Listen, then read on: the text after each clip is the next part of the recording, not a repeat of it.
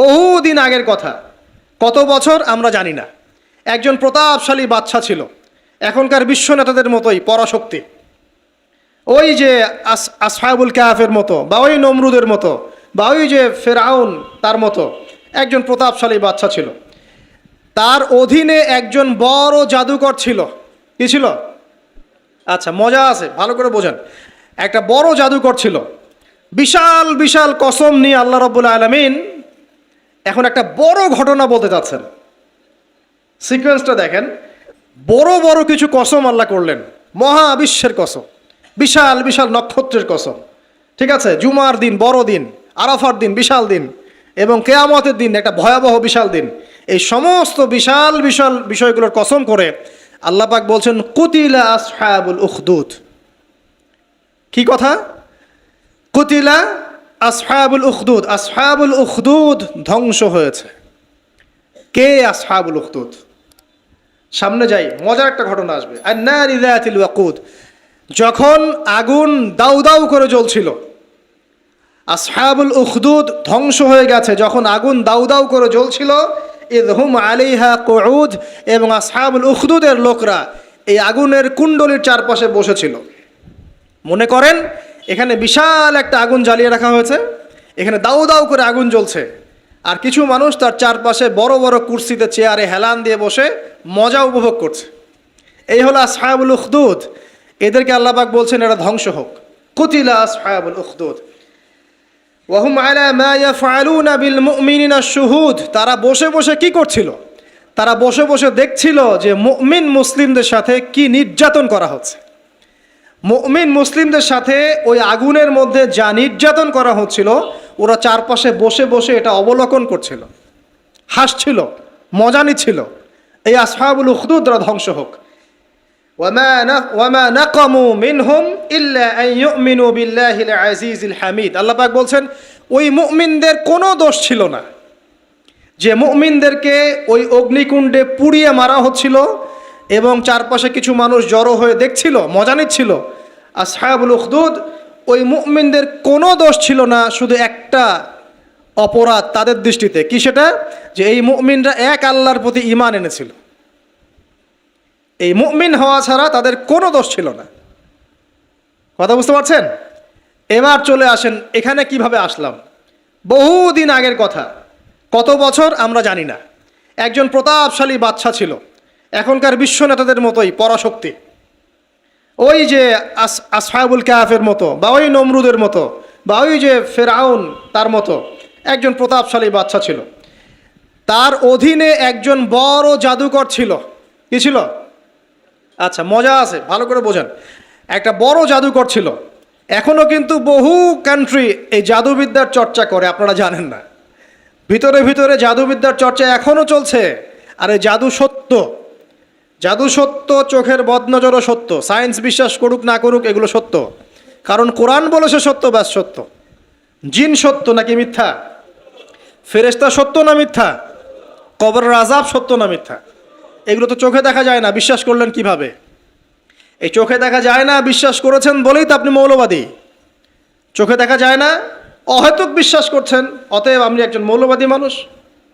বুঝতে পারছেন? তো এই বিষয়গুলো বিশ্বাস না করলে কি আপনি মুমিন হতে পারবেন? আচ্ছা, কবরের আযাব সত্য না মিথ্যা আমরা বিশ্বাস করেছি, তোমরা মরার পরে বিশ্বাস করো। আমরা মরার আগেই বিশ্বাস করেছি, তোমরা মরার পরে বিশ্বাস করো।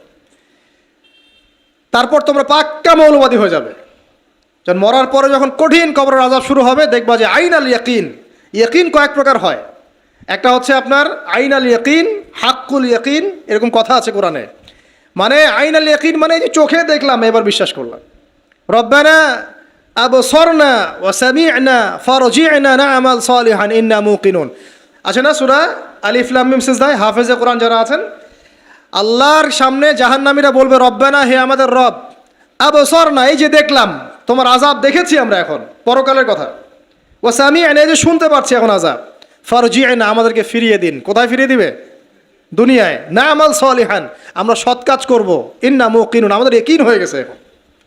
তার মানে সবাই বিশ্বাস করবে একদিন না একদিন, তাই তো? এই ঈসা ইবনে মারিয়ামকে যে মানুষ বলছে ক্রুসিফাইড, তাকে ক্রুসিফাইড করা হয়েছে, তিনি মারা গেছেন, নাউজুবিল্লাহ, বলা হচ্ছে না?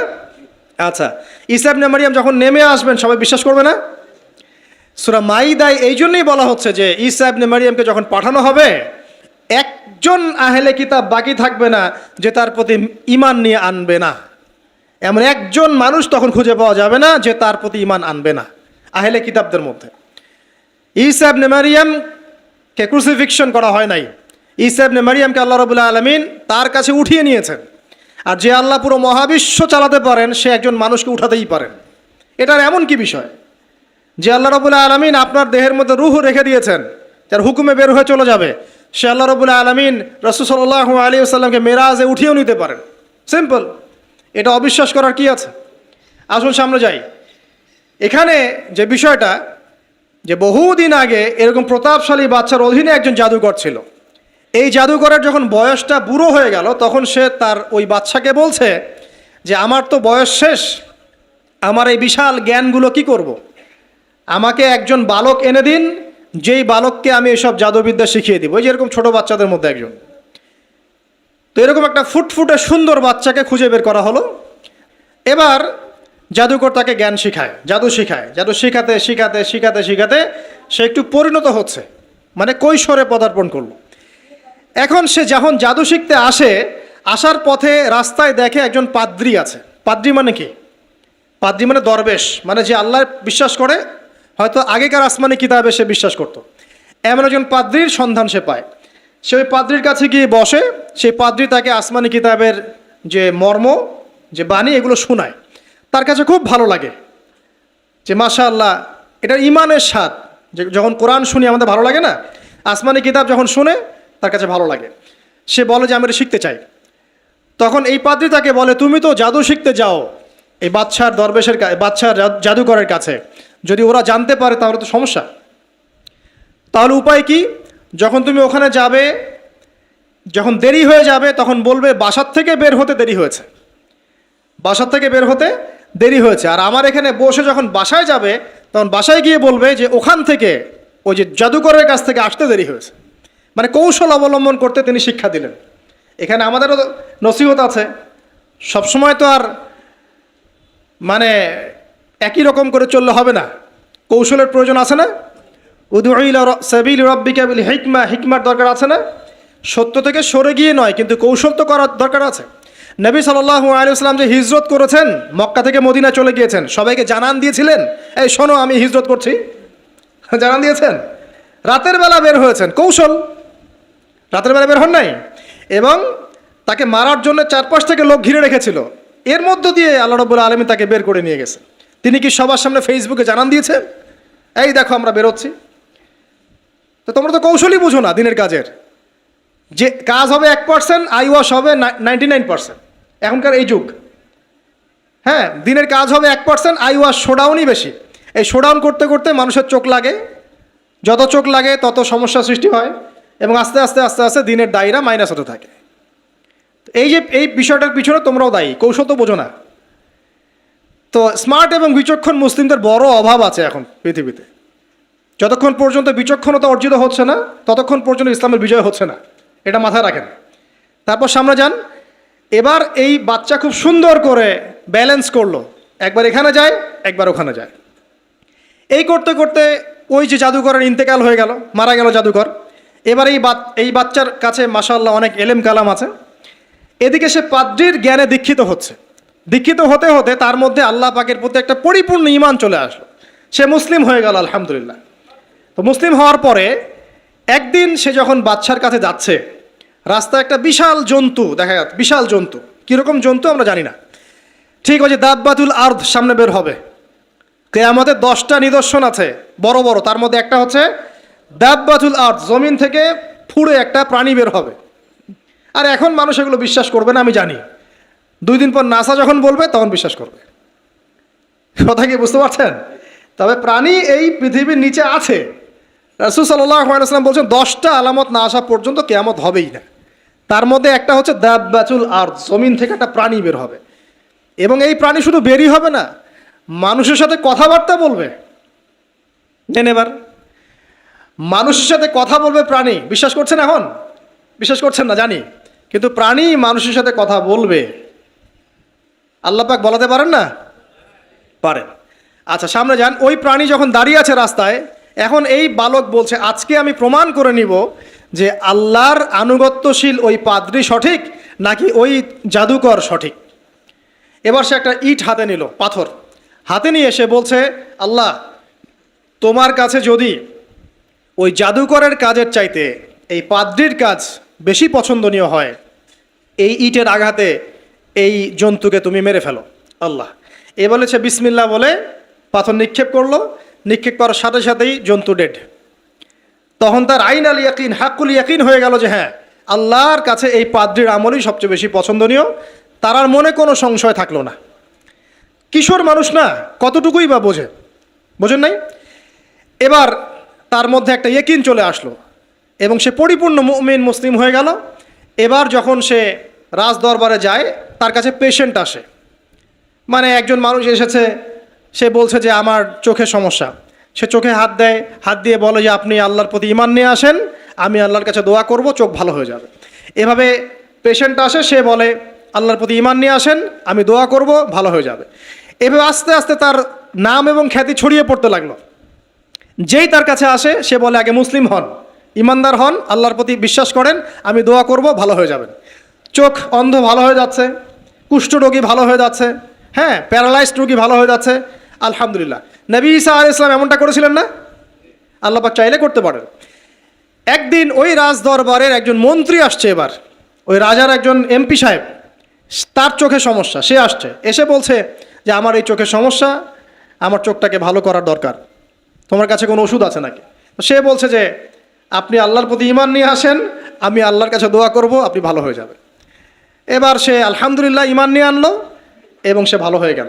এই ভালো হয়ে যাওয়ার পরের দিন যখন সে আবার ওই পার্লামেন্টে গিয়েছে আর কি, ওদের তৎকালীন রাজদরবারে, এবার রাজা ওকে দেখে বলছে যে তোমার তো চোখ অন্ধ ছিল, কিভাবে শেফা লাভ করলে?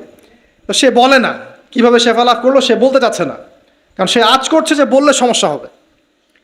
তো এক পর্যায়ে তাকে খুবই পিটুনি দেওয়া হচ্ছে, রিমান্ডে নিয়ে গিয়ে কঠিন মাইট দেওয়া হচ্ছে। এক পর্যায়ে সে মারের যন্ত্রণা সহ্য করতে না পারে বলে ফেললো যে ওই বাচ্চা, তার কাছে গিয়ে আমি আরোগ্য লাভ করেছি এবং সে আমাকে বলেছে যে তার রবের প্রতি ঈমান নিয়ে আসতে, তাহলে আমি শেফা লাভ করব। এই বাচ্চা এখন বলছে ফেরাউনের মতো যে আয়না রব্বুকুমুল আ'লা, আমি তো তোমাদের রব। নমরুদের মতো, আমি তো তোমাদের রব, ঠিক আছে, আমি ছাড়া তোমাদের কে রব আছে? মা আলিমতু লাকুম মিন ইলাহিন গায়রি, আমি তো জানি না যে আমি ছাড়া তোমাদের কোনো ইলাহ আছে। এবার এই লোকটাকে হত্যা করা হলো, এই এমপি সাহেবকে হত্যা করা হলো, বিকজ সে ঈমান নিয়ে আসে। এবার সেই বালককে ডেকে আনা হচ্ছে, বলা হচ্ছে বলো তুমি নাকি তোমার রবের নাম দিয়ে মানুষের ট্রিটমেন্ট করা শুরু করেছো? তখন সেই বালক বলছে হ্যাঁ, আমি এক আল্লাহর প্রতি বিশ্বাস করি এবং তার রাসূলের প্রতি বিশ্বাস করি, তার প্রেরিত আসমানি কিতাবে বিশ্বাস করি। এখন রাজা বলছে আমি ছাড়া তোমাদের কোনো ইলাহ আছে আমি তো জানি না। এই সৈন্যবাহিনী শোনো, এই বালককে ধরে নিয়ে গিয়ে উঁচু পাহাড়ে নিয়ে যাও, ওখান থেকে ফেলে দাও। কথা বুঝতে পারছেন? এবার তাকে নিয়ে যাওয়া হলো, ক্রস ফায়ার দেওয়া হবে, এবার উপরে নেওয়া হয়েছে, একদম পাহাড়ের উপরে। এবার ওই বালক উপরে উঠে একটা দোয়া করছে, এই দোয়াটা সবাই শিখে নেন। ওই বালক উপরে উঠে দোয়া করছে আল্লাহুম্মা কফিনিহিম বিমা শি'তা, আল্লাহুম্মা কফিনিহিম বিমা শি'তা, আল্লাহুম্মা কফিনিহিম বিমা শি'তা। পাহাড় থরথর করে কাঁপা শুরু করলো এবং ওই সৈন্যবাহিনী পাহাড় থেকে পড়ে গেল, বালকের কিচ্ছু হলো না। আমি কিন্তু বানোয়াট কোনো গল্প বলছি না, এটা কোরআন থেকে বলছি এবং এটা তাফসির, আপনি যে কোনো তাফসির পড়েন, মারিফুল কোরআন, তাফসির ইবনে কাসির, জালালাইন পড়ে দেখেন, পড়ে দেখেন আমার সাথে ডিবেট করার আগে। এবার সে বালক হেঁটে হেঁটে চলে আসলো রাজদরবারে। আবার কি ব্যাপার, তুমি মরো নাই? না, আল্লাহ আমাকে বাঁচিয়েছেন, আমার রব আমাকে বাঁচিয়েছেন। আবার পাঠানো হচ্ছে আরেক দল সেনাবাহিনীকে নিয়ে, যাও এবার ওকে সমুদ্রে নিয়ে যাও, সমুদ্রের মাছ সমুদ্রে ডুবিয়ে দিবে একদম। আবার সে ওখানে গিয়ে বলল আল্লাহুম্মা কফিনিহিম বিমা শি'তা, হে আল্লাহ, অর্থ হচ্ছে হে আল্লাহ, আমার বিপক্ষে যারা আছে আপনি যা দিয়ে ইচ্ছা ওদের বিরুদ্ধে আমাকে সাহায্য করেন। অর্থটা হচ্ছে এমন, আল্লাহুম্মা কফিনিহিম বিমা শি'তা, আল্লাহ আপনি আমার জন্য যথেষ্ট হয়ে যান, ওদের বিরুদ্ধে আমার জন্য যথেষ্ট হয়ে যান, যা ইচ্ছা তাই দিয়ে আপনি হেদায়েত করুন, মানে আমাকে হেফাজত করুন, ঠিক আছে? আল্লাহুম্মা কফিনিহিম বিমা শি'তা, ছোট্ট দোয়া। এবার ওই সমুদ্র উত্তাল হওয়া শুরু করলো এবং ওরা জাহাজ থেকে পড়ে গেল। এই বাচ্চা সেফলি আবার চলে আসলো রাজদরবারে। বিশ্বাস করছেন না? চলে আসলো। এবার আসার পরে বলছে, শোনেন, আমাকে এভাবে মারতে পারবেন না, আমাকে এইভাবে মারা যাবে না, আমি আপনাদেরকে বলে দিচ্ছি কিভাবে আপনি আমাকে মারতে পারবেন। তো বাচ্চা বলছে, কিভাবে মারতে পারবো বলো। তখন সেই বাচ্চাটা বলছে যে আপনি সমস্ত এলাকার মানুষকে এক জায়গায় জড়ো করবেন, মানে পুরো নেশনের যত মানুষ সবাইকে একটা মাঠে নিয়ে আসবেন, মাঠের মাঝখানে একটা গাছ রোপণ করবেন বা একটা কিছু স্তম্ভ নির্মাণ করবেন, সেখানে আমাকে বেঁধে ফেলবেন। বেঁধে ফেলার পরে আমার এই ধনুক থেকে একটা তীর বের করবেন। তীর বের করে আপনি নিজ হাতে এই তীরটাকে নিশানা দিবেন, দিয়ে বলবেন বিসমিল্লাহ আল্লাহর নামে, বিসমিল্লাহ আল্লাহর নামে, বিসমিল্লাহি রব্বি হাযাল গোলাম বলে ছুড়বেন। অর্থ হচ্ছে আমি এই বাচ্চার রব, আমি এই বাচ্চার রব আল্লাহর নামে তীর ছুড়লাম, এটা বলে তীরটা নিক্ষেপ করবেন, তাহলে আমি মরবো, তার আগে মরবো না। কথা কি বুঝতে পারছি? এবার তাই করা হলো, সমস্ত এলাকার মানুষকে এখানে জড়ো করা হলো। কথাটা ভালো করে বোঝেন, সমস্ত এলাকার মানুষ মানে কি? ওই এলাকার সব মানুষ, মানে মুমিন কাফের যে আছে সবগুলাকে একত্রিত করা হলো। করার পরে বাচ্চাটাকে এভাবে একটা জায়গায় বেঁধে দেওয়া হয়েছে, খেজুর গাছে, তাফসিরে এসেছে খেজুর গাছে।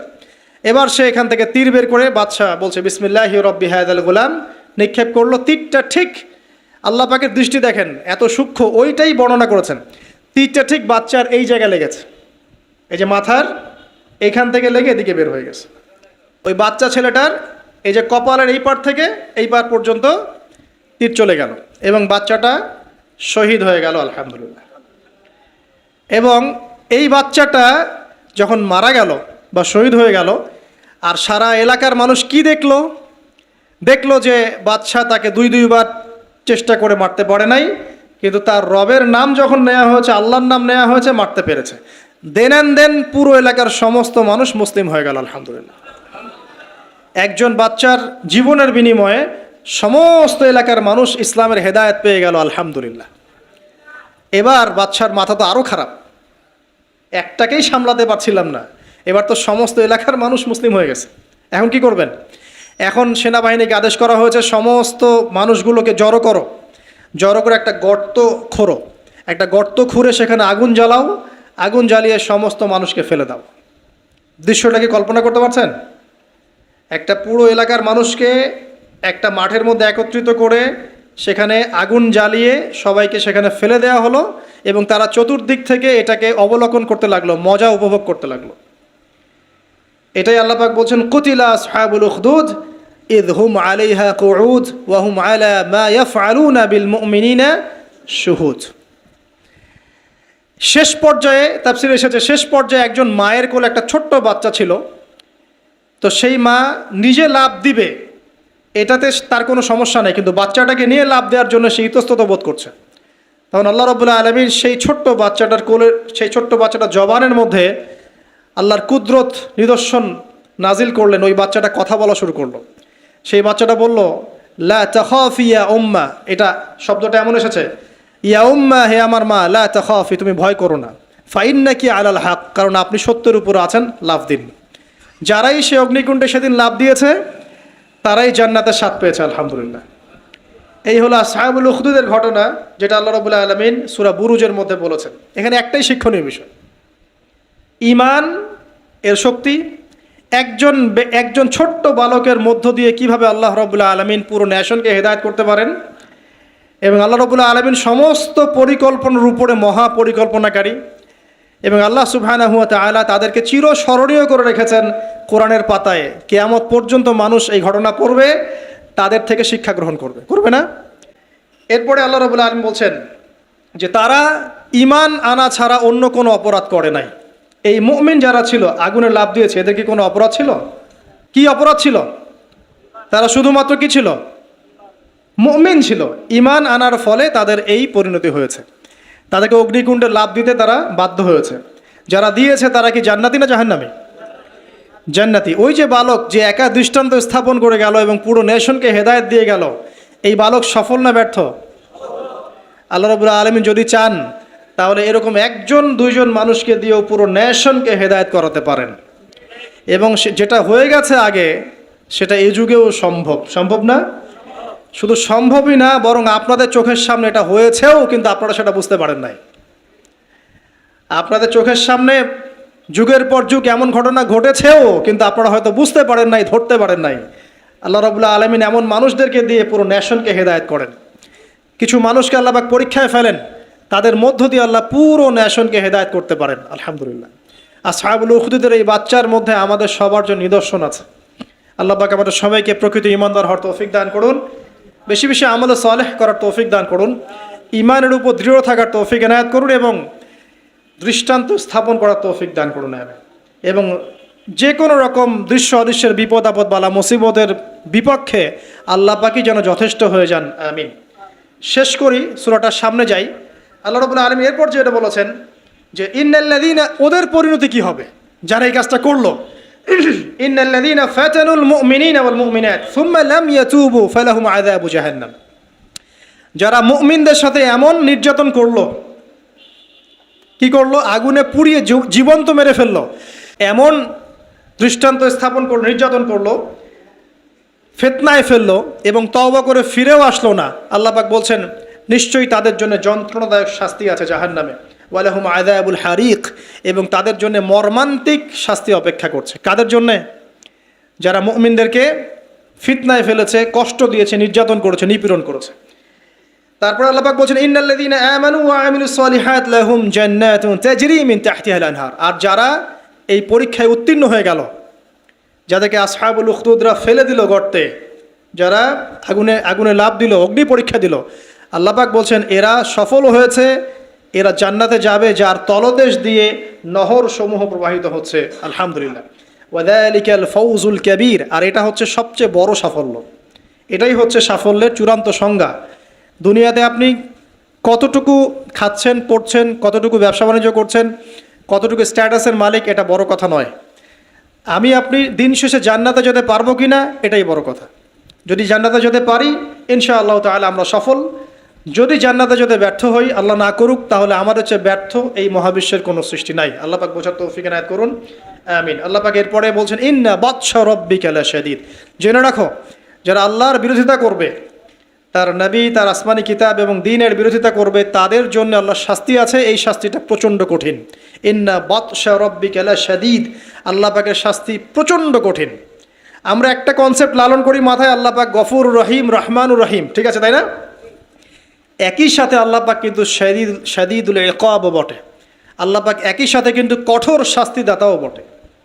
আল্লাহ এটা বলছেন ইন্না বাতশা রাব্বিকা লাশাদীদ। আল্লাহ পাক ছাড় দিচ্ছেন আমাদেরকে, ছেড়ে দিবেন না। কিন্তু তোমরা যারা এখন নামাজ পড়ছো না, সওম রাখছো না, হারাম কাজে লিপ্ত আছো, হারাম খাচ্ছ, এবং জেনায়, পর্নে, মাদকে লিপ্ত আছো, অহেতুক সময় নষ্ট করছো, দিনের কোনো ফিকির নাই, আল্লাহ পাক কিন্তু সব কিছু দেখছেন। আল্লাহ পাক কিন্তু সব কিছু শুনছেন। আল্লাহ রাব্বুল আলামিন সুযোগ দিচ্ছেন, সময় দিচ্ছেন, তাই বলে কিন্তু আল্লাহ পাক ছেড়ে দিবেন না কখনো।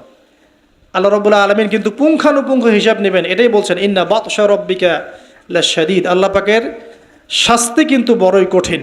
আল্লাহ পাক আমাদের সবাইকে তার শাস্তি থেকে হেফাজত করুন। আমিন। একটা এক্সাম্পল দিচ্ছি খালি, জাস্ট। আবু তালেব নাম শুনেছেন? কে ছিল? রাসূল সাল্লাল্লাহু আলাইহি ওয়াসাল্লামের চাচা। দীর্ঘদিন, বছরের পর বছর তিনি নবী সাল্লাল্লাহু আলাইহি ওয়াসাল্লামকে সাপোর্ট করেছেন। যদিও তিনি মুসলিম হননি, কিন্তু সাপোর্ট করেছেন, ফাইন্যান্সিয়াল সাপোর্ট, সোশ্যাল সাপোর্ট, তাকে সাপোর্ট দিয়েছেন। কিন্তু শেষমেশ তিনি লা ইলাহা ইল্লাল্লাহ পড়তে পারেন নাই, মুমিন মুসলিম হননি। কিন্তু নবীকে এমনভাবে সাপোর্ট দিয়েছেন যেটা আরবের কেউ দেয়নি তাকে।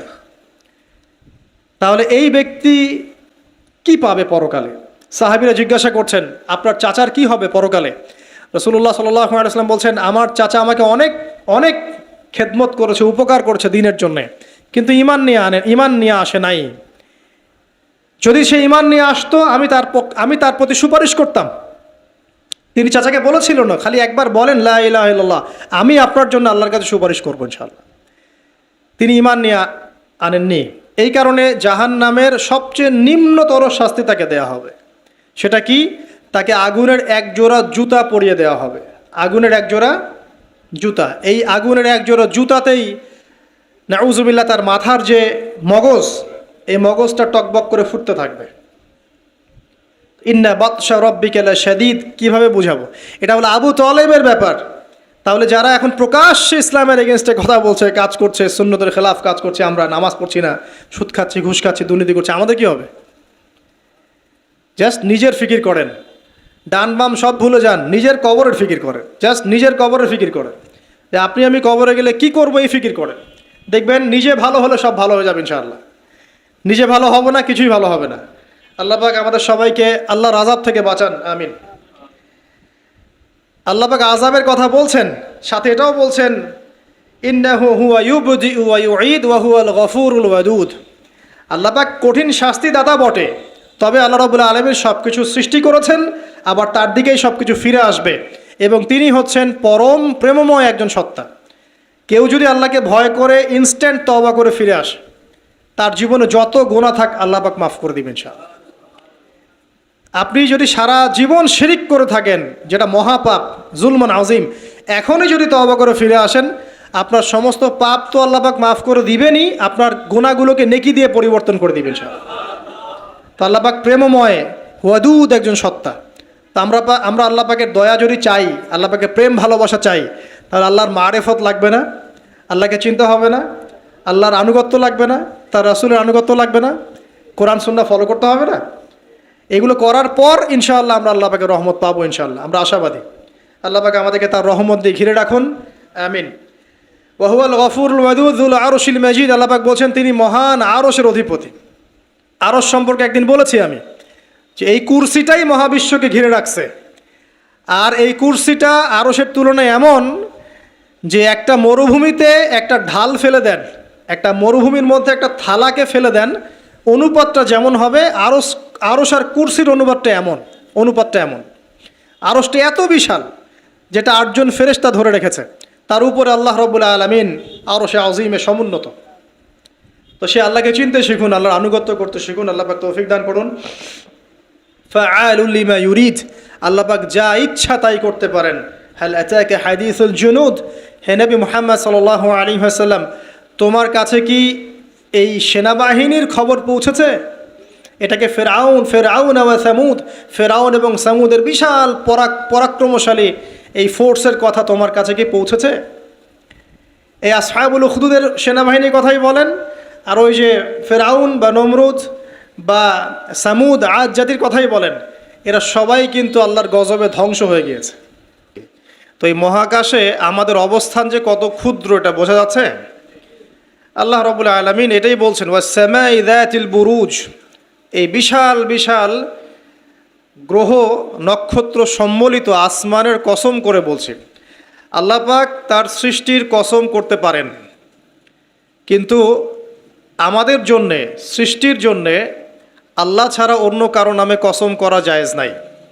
একটা হাদিসের মধ্যে আছে, মান হালাফা বিগাইরি ইসমিল্লাহি ফাকাদ কাফারা, যে ব্যক্তি আল্লাহ ছাড়া অন্য কারো নামে কসম করে সে ব্যক্তি কুফরি করলো। এটা একটা কুফরি। এই যে আমরা বলি মায়ের কসম, বাপের কসম, হ্যাঁ, তারপরে যে আগুনের কসম আছে না, বলি না, মাটির কসম, অনেক কসম আমরা করি। তো এই কসমগুলো, শপথগুলো করা ঠিক নয়। যদি আপনাকে কসম করতেই হয় তাহলে আল্লাহর নামেই কসম করতে হবে, আর আল্লাহর নামে যদি কসম করেন তাহলে সত্য কসম করতে হবে, মিথ্যা কসম করা যাবে না। যদি আল্লাহ পাকের নামে মিথ্যা কসম করে ফেলেন তাহলে আবার কাফফারা দিতে হবে।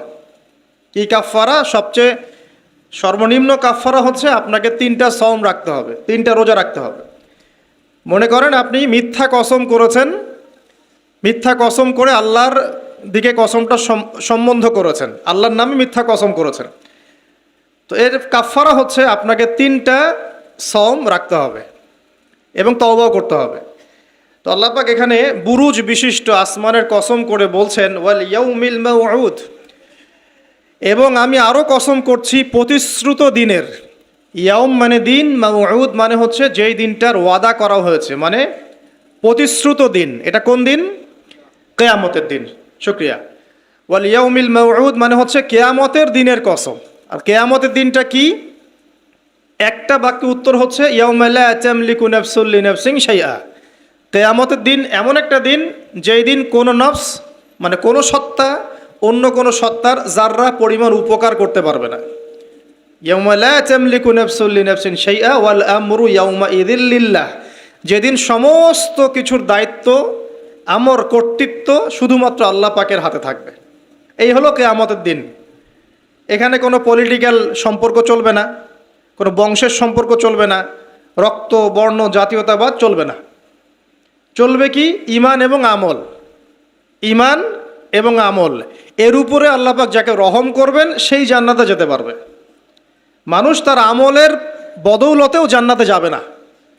মানুষ তার আমলের বদৌলতে কখনো জান্নাতে যাবে না যদি না আল্লাহ পাক তাকে রহম করেন। একজন আবেদ ব্যক্তির ঘটনা আছে, এগুলো সহিহ হাদিসের মধ্যেই আছে। 500 বছর আল্লাহ পাকের ইবাদত করেছিল। কত বছর? 500 বছর। তাকে যখন বলা হচ্ছে যে তুমি আল্লাহর রহমতে জান্নাতে যাও, সে বলে বসেছিল যে, বা বলে বসবে কিয়ামতের মাঠে, যে আমার আমলের বদৌলতে। তখন আল্লাহ রাব্বুল আলামিন তাকে ডেকে বলবেন যে তোমার সব আমলগুলোকে এক পাল্লায় রাখা হবে, আর আমি তোমাকে যে নেয়ামতগুলো দিয়েছিলাম সেগুলো এখন আরেক পাল্লায় রাখা হবে। দেখা যাবে দুই চোখের যে নেয়ামত, আল্লাহ পাকের দুইটা চোখের যে নেয়ামত যা আল্লাহ মানুষকে দিয়েছেন, ওই 500 বছর ইবাদতের নেকি তার চেয়ে বেশি হয়ে যাবে। মানে দুই চোখের নেয়ামতের চাইতে 500 বছরের ইবাদত কম হয়ে যাবে। তাহলে এই হলো আল্লাহ পাকের রহমতের একটা আমি নমুনা দিলাম, যে আল্লাহ পাকের রহমত ছাড়া কেউ জান্নাতে যেতে পারবে না। ওয়াল ইয়াউমিল মাউউদ, মানে কিয়ামতের দিন, সেই দিন যেদিন কোনো নফস কোন নফসের উপকার করতে পারবে না, পৃথিবীর কোনো সম্পর্ক সেখানে টিকবে না। সূরা আবাসার মধ্যে আল্লাহ পাক বলছেন, ইয়াউমা ইয়াফিরুল মারউ মিন আখি, যেদিন ভাই ভাই থেকে পালিয়ে যাবে, ওয়া উম্মিহি ওয়া আবি, মানুষ তার বাবা এবং মা থেকে পালিয়ে যাবে, ওয়া সাহিবাতিহি ওয়া বানি, তার স্ত্রী, পুত্র, সন্তান, এগুলো থেকে মানুষ পালিয়ে যাবে। লিকুল্লি ইমরিইম মিনহুম ইয়াউমাইযিন শা'নু ইউগনি, সেই দিন প্রত্যেক মানুষ নিজের নফসের কথা নিয়েই ব্যস্ত থাকবে। সবাই বলবে ইয়া নাফসি ইয়া নাফসি। তবে শুধু একজন ব্যক্তি আছেন এই পুরো মহাবিশ্বে, যিনি বলবেন ইয়া উম্মতি ইয়া উম্মতি। তিনি কে? আমাদের প্রিয় নবী মুহাম্মদুর রাসূলুল্লাহ সাল্লাল্লাহু আলাইহি ওয়াসাল্লাম, এই একমাত্র মানুষ যিনি আল্লাহ পাকের সামনে কিয়ামতের মাঠে বলবেন ইয়া উম্মতি ইয়া উম্মতি, হায় আমার, হে আল্লাহ আমার উম্মত, হে আল্লাহ আমার উম্মত। আজকে সেই নবীর আদর্শ আমরা ভুলে গেছি। সেই নবীর সুন্নত পালন করতে গেলে লজ্জা লাগে। ইয়াং জেনারেশন দেখবেন বিটিএসের সুন্নত পালন করে, ওই যে ম্যানচেস্টার ইউনাইটেডের সুন্নত ফলো করছে। হ্যাঁ, ক্রিকেট প্লেয়ার, ওই যে ফুটবল প্লেয়ার, বলিউডের নায়ক, বলিউডের নায়িকা, হলিউডের নায়ক নায়িকা, এগুলোর সুন্নত ফলো করছে। তো রাসূলুল্লাহ সাল্লাল্লাহু আলাইহি ওয়াসাল্লামের সুন্নাহ মতো দাড়ি রাখতে লজ্জা লাগে, তার মতো কাপড় পরতে লজ্জা লাগে, হ্যাঁ, তার আদর্শটাকে ফলো করতে লজ্জা লাগে। অথচ সেই মানুষটাই কিয়ামতের মাঠে এই উম্মতের পক্ষে কথা বলবেন যে হে আল্লাহ আমার উম্মত, আমার উম্মত। আর এই মানুষটাকেই জীবিত অবস্থায় 15 বার হত্যা করার চেষ্টা করা হয়েছিল। কাকে? নবী মুহাম্মদ সাল্লাল্লাহু আলাইহি ওয়াসাল্লামকে। বিস্তারিত জানতে বিশ্ববিখ্যাত বই আর রাহিকুল মাখতুম, এটা পড়ে দেখেন। জীবন, রাসূল সাল্লাল্লাহু আলাইহি ওয়াসাল্লামের পবিত্র জীবনের উপরে একটা সেরা বই আর রাহিকুল মাখতুম, পড়ে দেখেন। তাকে প্রায় 15 বার হত্যা করার চেষ্টা করা হয়েছে এবং তাকে প্রায় 16টা গালি খেতে হয়েছে সারা জীবনে। কতগুলা? যার চরিত্রের মধ্যে যারা পরিমাণ কোনো পঙ্কিলতা নাই, তাকে মানুষ 16টা গালি দিয়েছে। মানুষ বলেছে এই ব্যক্তি জাদুকর, সাহের, নাউজুবিল্লাহ। এই ব্যক্তি কাযযাব, নাউজুবিল্লাহ, মিথ্যাবাদী। মিথ্যাবাদী না, কাযযাব মানে মহামিথ্যাবাদী। কাযযাব মানে কি? মহামিথ্যাবাদী। তারপরে বলা হচ্ছে এই ব্যক্তি সাহের, জাদুকর। এই ব্যক্তি হচ্ছে মজনুন, পাগল। এগুলো মানুষ বলেছে, আইয়ামে জাহিলিয়াতের মানুষ। তো এই যে আবু জাহেল, আবু লাহাবরা যে কথাগুলো বলেছিল, আজকের এই সো কল্ড বাক স্বাধীনতার যুগে কিছু মানুষ এই কথা বলে না? বলে না? তো এরা কার উত্তরসূরি বুঝতে পারছেন? নবী সাল্লাল্লাহু আলাইহি ওয়াসাল্লাম বলছেন, তোমরা সবাই শুধু বলো কুলু লা ইলাহা ইল্লাল্লাহ তুফলিহুন। হে আমার চাচারা, কুরাইশ বংশের যারা আছেন আপনারা, ইয়া মাআশারাল কুরাইশ, আপনারা শুধু বলেন কুলু লা ইলাহা ইল্লাল্লাহ, খালি একবার বলেন যে লা ইলাহা ইল্লাল্লাহ তুফলিহুন, আপনারা সফল হয়ে যাবেন, আরব আজম উভয়ের রাজত্ব পাবেন। নবীজি বলছেন। তখন আবু লাহাব হাততালি দিয়ে বলছিল আলি হাদা জামাআতানা, এই জন্য আমাদেরকে এখানে একত্রিত করেছো। তখনই হাততালি দিয়ে পাথর নিয়ে রাসূল সাল্লাল্লাহু আলাইহি ওয়াসাল্লামের দিকে নিক্ষেপ করেছে। নাউযুবিল্লাহ। তো তখনই আল্লাহ পাক আয়াত নাজিল করলেন। কোন আয়াত? তাব্বাত ইয়াদা আবি লাহাবিন ওয়া তাব, ধ্বংস হোক আবু লাহাবের দুই হাত, যে দু হাত দিয়ে সে পাথর নিক্ষেপ করেছে, ওয়া তাব, এবং সে নিজেও ধ্বংস হোক। দেখেন, কিয়ামত পর্যন্ত কোরআন থাকবে না, এই সূরাটা থাকবে না। তো কিয়ামত পর্যন্ত মানুষ কোরআন তেলাওয়াতের মধ্য দিয়ে আবু লাহাবকে গালি দিবে, দিবে না? কিয়ামত পর্যন্ত মানুষ কোরআন তেলাওয়াতের মধ্য দিয়ে আবু লাহাবকে কিন্তু অভিসম্পাত করতে থাকবে যে তুমি ধ্বংস হও, তোমার দুই হাত ধ্বংস হোক। এই হলো নবী সাল্লাল্লাহু আলাইহি ওয়াসাল্লামের শান। তাকে কষ্ট দিচ্ছে মানুষ, বলছে যে মুহাম্মদ সাল্লাল্লাহু আলাইহি ওয়াসাল্লাম এমন ব্যক্তি যার সন্তান জীবিত থাকে না, পুত্র সন্তান জীবিত থাকে না। তখন আল্লাহ রাব্বুল আলামিন আয়াত নাজিল করলেন, ইন্না আ'তাইনাকাল কাউসার, নিশ্চয়ই আমি আপনাকে কাউসার মহান মর্যাদা দিয়েছি। এটা শুধু হাউজে কাউসারই নয়, কিন্তু হাউজে কাউসার সহ এই যে দুনিয়ার তার সম্মান, তার নাম শুনলে আমরা দরুদ পড়ি, তার ইজ্জত, তার শান শওকাত, এগুলোও কাউসার, সবই কাউসার। তো নিশ্চয় আমি আপনাকে কাউসার দিয়ে দিয়েছি। ফাসাল্লি লিরাব্বিকা ওয়ানহার, আপনি মন খারাপ করেন না, আপনি আপনার রবের জন্য সালাত আদায় করেন, তার পথে স্যাক্রিফাইস করেন। কুরবানি মানে শুধু কিন্তু পশু কুরবানি নয়, এখানে তার পথে আত্মত্যাগ করা, যেটা রাসূল সাল্লাল্লাহু আলাইহি ওয়াসাল্লাম সারা জীবন করে গেছেন। ইন্না শানিয়াকা হুয়াল আবতার, নিশ্চয়ই আপনার যারা শত্রু এরা সব নির্বংশ হয়ে যাবে। তো ওই যে আবু জাহেলের সুন্নতগুলো কিন্তু এখনও চালু আছে। দেখবেন সুযোগ পেলেই মানুষ রাসূলুল্লাহ সাল্লাল্লাহু আলাইহি ওয়াসাল্লামের পবিত্র চরিত্র নিয়ে কথা বলে। তো যারা অজ্ঞ তাদের ব্যাপারে আমাদের আফসোস অতটা নয় যতটা আমাদের এই মুসলিম যুবকদেরকে নিয়ে আমাদের আফসোস। এই মুসলিম পরিবারে জন্মগ্রহণ করার পরেও আজ পর্যন্ত কেউ রাসূলের জীবনী পড়ে দেখলো না, আজ পর্যন্ত রাসূলের সুন্নাত ফলো করার সুযোগ হলো না, তৌফিক হলো না। 5 ওয়াক্ত নামাজটুকু পড়তে পারছেন না, দাড়িটা ছাড়তে পারছেন না, টাকনুর উপরে কাপড় উঠাতে পারছেন না, হারাম রিজিক ছাড়তে পারছেন না, মাদক ছাড়তে পারছেন না, জিনা পর্ন ছাড়তে পারছেন না। অথচ আপনি রাসূলুল্লাহ সাল্লাল্লাহু আলাইহি ওয়াসাল্লামের উম্মত। আপনার জন্যই আমার জন্যই নবী সাল্লাল্লাহু আলাইহি ওয়াসাল্লাম কাল কিয়ামতের মাঠে সুপারিশ করবে ইনশাআল্লাহ তাআলা। তো সুপারিশ পেতে হলে তো যোগ্য হতে হবে নাকি? একটা সুপারিশ পেতে হলে তো যোগ্য হতে হবে। যোগ্যতা কি? এক বাক্যে উত্তর হচ্ছে আপনার 24 ঘন্টাকে আপনি নবী সাল্লাল্লাহু আলাইহি ওয়াসাল্লামের সুন্নাহ দিয়ে ঢেলে সাজাবেন। একদম উঠবেন, বসবেন, খাবেন, চলবেন, ফিরবেন, কথা বলবেন, নামাজ পড়বেন, যত কাজ আছে সব হবে কার তরিকায়? রাসূল সাল্লাল্লাহু আলাইহি ওয়াসাল্লামের তরিকায়। যদি এটা শিখতে না পারেন, ওই যে আল্লাহর রাস্তায় সময় দিচ্ছে ভাইরা, 3 দিন 7 দিন 40 দিন চলে যান, দেখবেন 40 দিনের মধ্যে আপনাকে সুন্নত শিখে বাসায় পাঠিয়ে দিবে ইনশাআল্লাহ। এমন কোনো জামাত নাই যেটা 100% পরিশুদ্ধ আছে। তো ওই বিতর্কিত বিষয়গুলো ছাড়েন, বিতর্কিত বিষয়গুলো আপাতত ছেড়ে দেন। সুন্নতটা তো শিখাবে আপনাকে তো নামাজটা শিখাবে, জামাতে নামাজের পাবন্দি শিখাবে, হাদিস চর্চা শিখাবে, তালিম করা শিখাবে, দাওয়াত দেওয়া শিখাবে। এটুক শিখে চলে আসে। কমপক্ষে আপনি আপনার ব্যক্তি জীবনটাতে রাসূলের সুন্নাহটা প্রতিষ্ঠা করেন। সারা দুনিয়ার মানুষ সুদ খায় খাক, অর্থনৈতিক জীবনে গিয়ে আমি সুদ খাবো না। প্রয়োজনে কৃষিকাজ করে খাবো, মাছ চাষ করে খাবো, গরু ছাগল প্রতিপালন করব, তারপরেও সুদ খাবো না। আমি ব্যবসা করতে গিয়েছি, ওখানেও নবীর সুন্নত লাগবে, আমি মাপে কম দিতে পারবো না। সারা দুনিয়ার মানুষ দেয়, দেখ, সারা দুনিয়ার মানুষ মজুদ করে করুক, আমি করব না।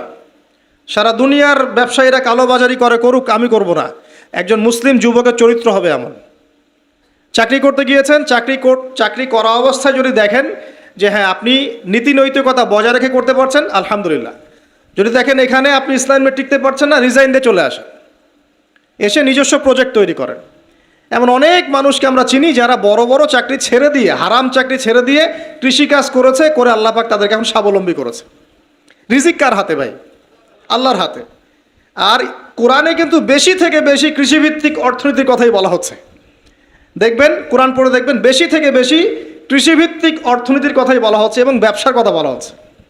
এর মানে এই না আপনি চাকরি করতে পারবেন না, পারবেন। যদি আপনি চাকরি করা অবস্থায় কোরআন সুন্নাহ ফলো করতে পারেন, আলহামদুলিল্লাহ। যদি না পড়েন, প্রতিবন্ধকতা থাকে, একেবারেই পড়ছেন না, দেয়ালে পিঠ থেকে যাচ্ছে, ছেড়ে দেন। পরকালটাকে ইহকালের জন্য নষ্ট করেন না। আল্লাহ পাক বোঝার তৌফিক দান করুন। এবার সমাজ চালাবেন, এখানেও রাসূলের সুন্নাহ প্রয়োজন আছে। মন গড়া সুন্নত দিয়ে সমাজ সংস্কার হবে না, রাসূলের সুন্নত দিয়েই সমাজ সংস্কার হবে ইনশাআল্লাহ তাআলা। দাওয়াতি কাজ করব, সেখানেও রাসূলের সুন্নত লাগবে। মন গড়া স্টাইলে দাওয়াতি কাজ করা যাবে না।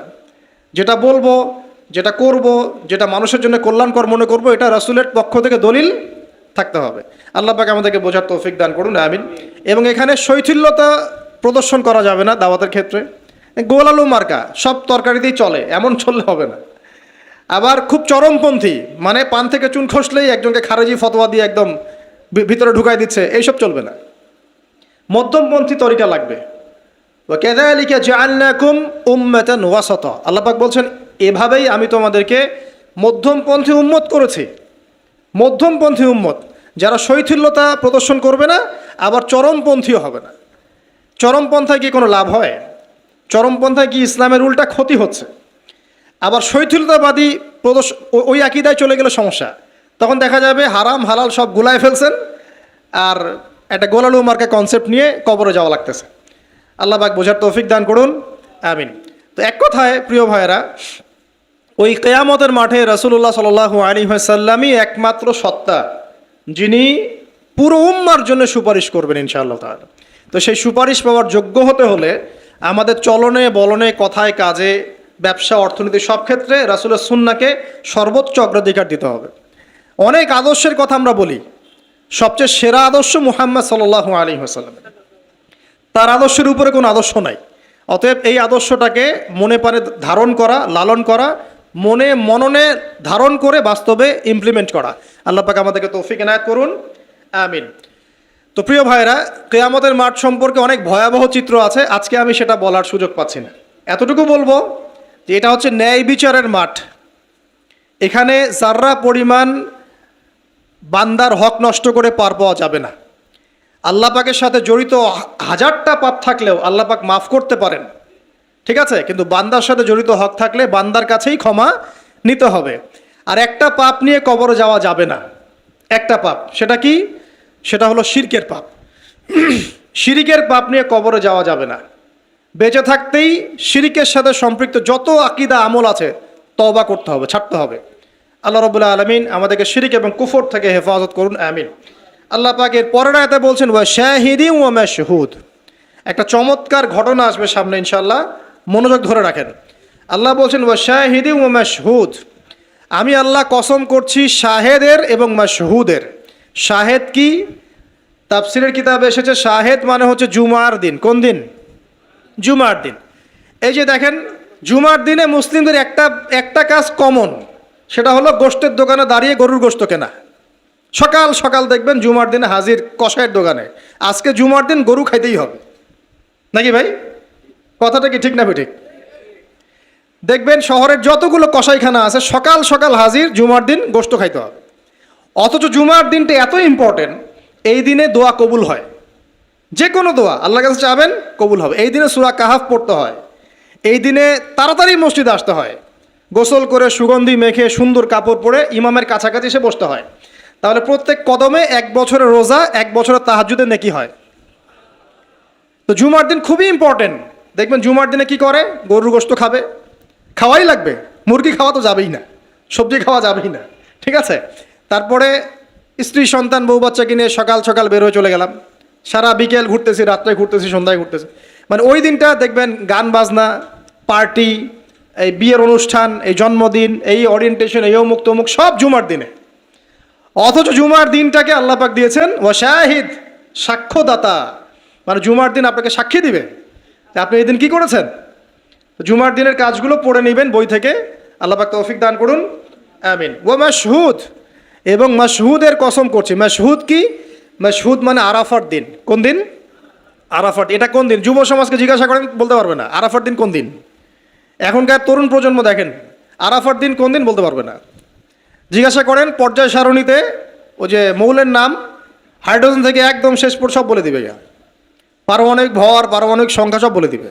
ফিজিক্সের প্রশ্নগুলো জিজ্ঞাসা করেন, সব বলে দিবে। ওই যে হায়ার ম্যাথ আছে, হায়ার ম্যাথের প্রশ্ন বলে দিবে। বায়োলজির যে কঠিন কঠিন বৈজ্ঞানিক নামগুলো আছে না, ব্যাঙের বৈজ্ঞানিক নাম, অমুকের তমুকের, মানুষ সব বলে দিবে। বলেন মাশহুদ কাকে বলে?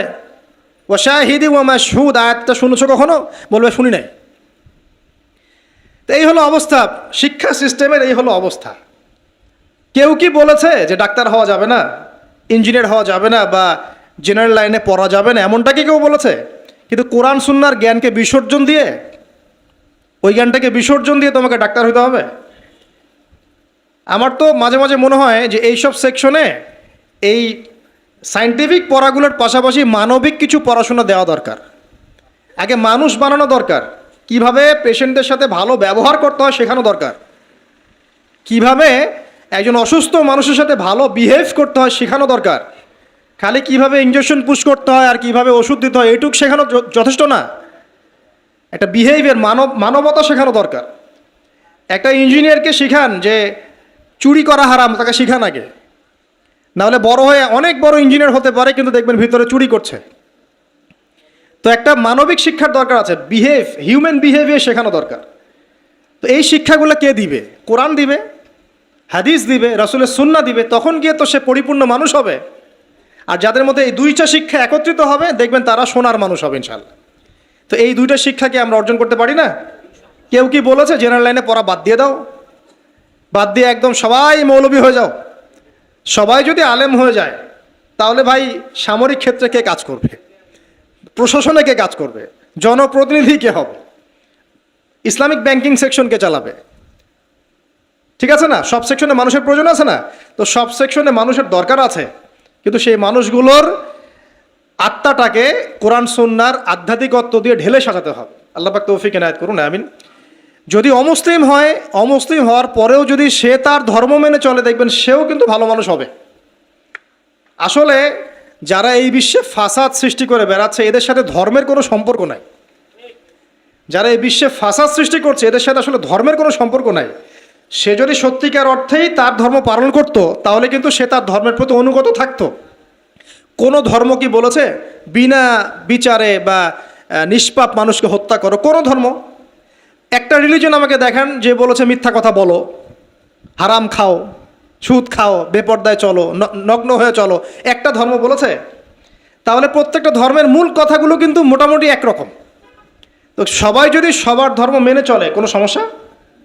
এরপরে যে পড়াশোনা করে দেখবে যে হ্যাঁ ইসলামী চূড়ান্ত রিলিজন, এর মধ্যে সমস্ত বিষয়ের সমাধান আছে, এটা ফাইনাল টেস্টিমেন্ট, তখন সে মুহাম্মদ সাল্লাল্লাহু আলাইহি ওয়াসাল্লামের আনুগত্য করবে, সাক্ষ্য দিবে আশহাদু আল্লা ইলাহা ইল্লাল্লাহ ওয়া আন্না মুহাম্মাদান আবদুহু ওয়া রাসূলুহু, মুসলিম হয়ে যাবে ইনশাআল্লাহ। ইনশাআল্লাহ মুসলিম হলেই, কালিমা পড়লেই একদিন না একদিন সে জান্নাতে যাবে ইনশাআল্লাহ তাআলা। যদি তার আকীদার মধ্যে শিরক না থাকে, কুফর না থাকে, আমলে বেদাত না থাকে, হারাম রিজিক না থাকে। আল্লাহ পাক আমাদেরকে পরিপূর্ণ মুসলিম হওয়ার তৌফিক এনায়েত করুন, আমিন। এই যে মাশহুদ বলছিলাম, আরাফার দিন, আরাফার দিন নিয়ে আমার স্বতন্ত্র একটা লেকচার আছে, ওইটা দেখে নিয়েন। আরাফার দিনের ফজিলত, এর যে তাৎপর্য, এবং এই দিনে নবী সাল্লাল্লাহু আলাইহি ওয়াসাল্লামের একটা বিদায় হজের ভাষণ আছে, এটা নিয়ে আমি স্বতন্ত্র একটা খুতবা দিয়েছি, শুনে নেবেন ইনশাআল্লাহ। আর বাসায় গিয়ে অবশ্যই আর রাহিকুল মাখতুম বইটা পড়বেন, এখানে সমস্ত বিষয়গুলো লেখা আছে। আল্লাহ রাব্বুল আলামিনের কাছে সবাই তুচ্ছ, সবাই তুচ্ছ। আমরা আল্লাহ রাব্বুল আলামিনের ক্ষমতার কাছে তুচ্ছ। তাই এই নশ্বর দুনিয়ায় আল্লাহর অবাধ্যতা করে উদ্ধত অহংকারী হওয়ার কোনো মানে হয়? হয় না। আল্লাহ পাক আমরা সবাইকে বিনয়ী বানিয়ে দিন, আল্লাহর প্রতি আনুগত্যশীল বানিয়ে দিন। বালিল্লাযীনা কাফারু ফি তাকযীব, বরং যারা কুফরি করছে এরা তো মিথ্যা প্রতিপন্ন করছে। ওয়াল্লাহু মিন ওয়ারাইহিম মুহীত, আল্লাহ রাব্বুল আলামিন কুফফারদেরকে চতুর্দিক থেকে ঘিরে রেখেছেন। বাল হুয়া কুরআনুম মাজিদ, আর এই যে কথাগুলো বলা হলো, এগুলো কোনো অলীক গল্প নয়, বরং এটা হচ্ছে কুরআনুম মাজিদ ফি লাওহিম মাহফুজ, যেটা লাওহে মাহফুজ থেকে নাজিল হয়েছে। আল্লাহ রাব্বুল আলামিন আমাদের সবাইকে এই সূরাটা থেকে শিক্ষা নেওয়ার তৌফিক দান করুন। খুব সংক্ষেপে যদি সামারি করি, তাহলে এই সূরার মধ্যে আল্লাহ রাব্বুল আলামিন বিশাল বিশাল বিষয়ের কসম করেছেন, এবং বিশাল বিষয়ের কসম করে আল্লাহ পাক বড় একটা ঘটনা বলছেন, যে ঘটনার মধ্য দিয়ে একজন যুবককে দিয়ে আল্লাহ রাব্বুল আলামিন পুরো কওমকে হেদায়েত করছেন। একজনের জীবনের বিনিময়ে আল্লাহ পাক পুরো জাতিকে হেদায়েত করলেন। তো সেটা যদি আল্লাহ ওই যুগে করতে পারেন, এখনও করতে পারেন। এখানে আল্লাহর কাছে তারা সাফল্য মণ্ডিত হয়েছে যারা ঈমান এনেছিল, আর যারা ওদেরকে আযাব দিয়েছে, আগুনে পুড়িয়ে মেরেছে, এদেরকে আল্লাহ পাক জাহান্নামী ঘোষণা করেছেন। আল্লাহ পাক বলেছেন, আমি শুধু গফুর রহিমই নই, আমি বরং শাদীদুল ইকাব, কঠিন শাস্তিদাতাও বটে। ইতিহাস ঘেটে দেখো, ফেরাউন, নমরুদ, যত বড় বড় জুনদের অধিকারী যারা ছিল, এদেরকে কিন্তু এই পৃথিবীতে সাস্টেইন করতে দেওয়া হয় নাই। যারা আল্লাহর আনুগত্য দাসত্ব করেছে, এদেরকেই আল্লাহ রাব্বুল আলামিন সম্মানিত পুরস্কৃত করেছেন। যারা করে নাই, তাকযীবের মধ্যে ছিল, এদেরকে আল্লাহ পাক ধ্বংস করেছেন। আল্লাহ রাব্বুল আলামিন বলছেন শেষে গিয়ে, এগুলো কোনো অলীক গল্প কাহিনী নয়, বাল হুয়া কুরআনুম মাজিদ, এটা হচ্ছে সম্মানিত মহিমান্বিত কোরআন, ফি লাউহিম মাহফুজ, যেটা লাউহে মাহফুজ থেকে আল্লাহ রাব্বুল আলামিন পৃথিবীতে আমাদের জন্য নাজিল করেছেন। আল্লাহ সুবহানাহু ওয়া তাআলা আমাদের সবাইকে এই সূরাতুল বুরুজের মধ্যে যে ঘটনা, আসহাবুল উখদুদের ঘটনা, এখান থেকে শিক্ষা নেওয়ার তৌফিক এনায়েত করুন। আমিন। আল্লাহ পাক আমাদের সবাইকে প্রকৃত মুমিন মুসলিম হওয়ার তৌফিক দান করুন। আল্লাহ পাক আমাদের সবাইকে মধ্যমপন্থী হওয়ার তৌফিক দান করুন। রাসূলুল্লাহ সাল্লাল্লাহু আলাইহি ওয়াসাল্লামের সুন্নত মেনে চলার তৌফিক দান করুন। একই সাথে আমরা দোয়া করি, আল্লাহ পাক তার শাস্তি থেকে আমাদেরকে হেফাজত করুন এবং তার রহমতে আমাদেরকে অলংকৃত করুন। আল্লাহ রাব্বুল আলামিন যেন আমাদের সবাইকে মাফ করে দেন এবং কোরআনওয়ালা বানিয়ে দেন, সুন্নতওয়ালা বানিয়ে দেন, দিনের জন্য কিছু করার তৌফিক আল্লাহ পাক দান করেন। আমিন। ইমানের উপর দৃঢ়তা, ইস্তেকামা আল্লাহ পাক দান করেন। আমিন। আমি এই বলে আমার সংক্ষিপ্ত আলোচনা শেষ করছি। সুবহানাকা আল্লাহুম্মা ওয়া বিহামদিকা, আশহাদু আল্লা ইলাহা ইল্লা আনতা, আস্তাগফিরুকা ওয়া আতুবু ইলাইক। আসসালামু আলাইকুম ওয়া রাহমাতুল্লাহি ওয়া বারাকাতুহু।